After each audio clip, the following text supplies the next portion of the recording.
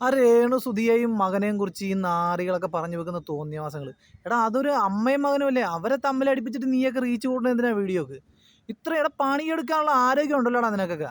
പോയി പണിയെടുത്ത് തിന്നെ. അല്ലാതെ ഈ അവരെ തമ്മിൽ അടുപ്പിച്ച് അവരുടെ ഈ ആട്ടുംകുട്ടികളെ തമ്മിൽ അടുപ്പിച്ചിട്ട് ചോര കുടിച്ച ചെന്നായേക്കാൾ കഷ്ടമാണോടാ നീയൊക്കെ.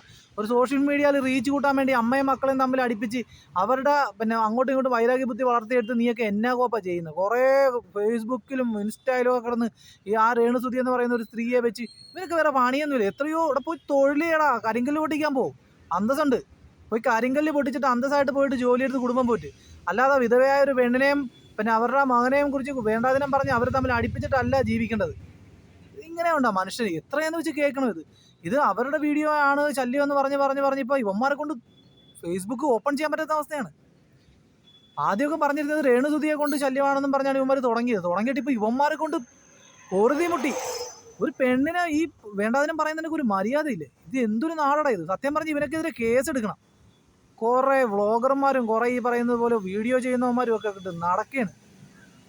അല്ല, ഇത് ഈ നാട്ടിൽ സത്യം പറഞ്ഞാൽ നല്ല ശക്തമായൊരു നിയമം കൊണ്ടുവരണം. ഇങ്ങനെയൊക്കെ വേണ്ടാതിനെ വിളിച്ച് പറയുന്നവന്മാരെയൊക്കെ അവർ പേഴ്സണലി അവരുടെ സ്വകാര്യ ജീവിതം നയിച്ചോട്ടെ. അതിനെന്താണ്? നിനക്കൊക്കെ എന്താണ്? അവരവരുടെ കാര്യം നടത്തട്ടെ, അവരുടെ ജീവിതം ജീവിച്ചോട്ടെ. അവർക്ക് നീയൊക്കെ കൊണ്ടേ കൊടുക്കുക ചിലവിന്.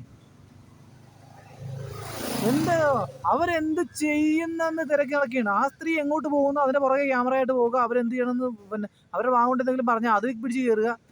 ഇപ്പം ഫേസ്ബുക്കിൽ ഇപ്പോൾ തുറക്കാൻ പറ്റത്തില്ല.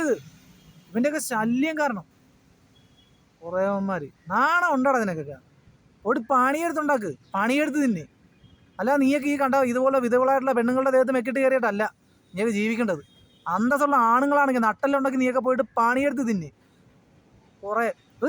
കുറേ ആണുങ്ങളെ പെണ്ണുങ്ങൾ പറഞ്ഞാൽ പിന്നെയും പോട്ടെ നോക്കുക. ഈ ആണുങ്ങളെ ആരോഗ്യമുള്ളവന്മാർ അവന്മാർ ഈ പെണ്ണുങ്ങൾ പറയുന്നത് പോലെ ഇങ്ങനെ കുറച്ചോന്ന് പറഞ്ഞത് പറയണ്ട.